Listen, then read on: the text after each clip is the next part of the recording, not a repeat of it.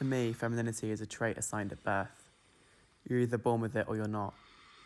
Me, I've always lacked toxic masculinity, and maybe that's thanks to my father, but I've always had a lot more feminine traits than the other boys. So coming out as gay at 14 came with no surprises, but over time I began to lose that sense of closure that I'd once had over my sexuality.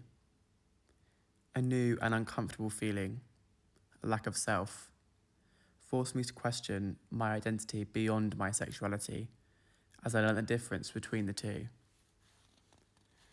At age 8, I wore a brown flat hat for 3 months straight. To school, on walks, at dinner. I would always pretend it was my real hair.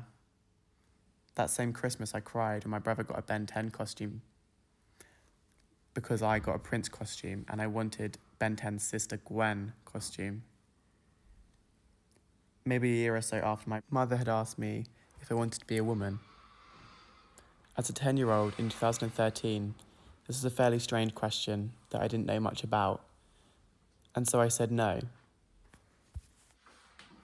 My mother was always worried that I would change my mind. Living in the society that we did back then, she was worried that I wouldn't be accepted. Now, obviously, we live in a new society which has evolved much further and is much more accepting of transgender people. Over time, I became much more comfortable in my sexuality, but days before my 18th birthday, I dwelled on these memories often and wondered how my life would have changed if I had said yes. I didn't want to be a girl, but I knew I wasn't a boy either, or at least I didn't have the majority of masculine traits. After a lot of bad days and a lot of research, I realised what I'd always felt my whole life had a name, and I accepted that I was gender fluid. Now, I don't see my masculinity and my femininity as two separate things.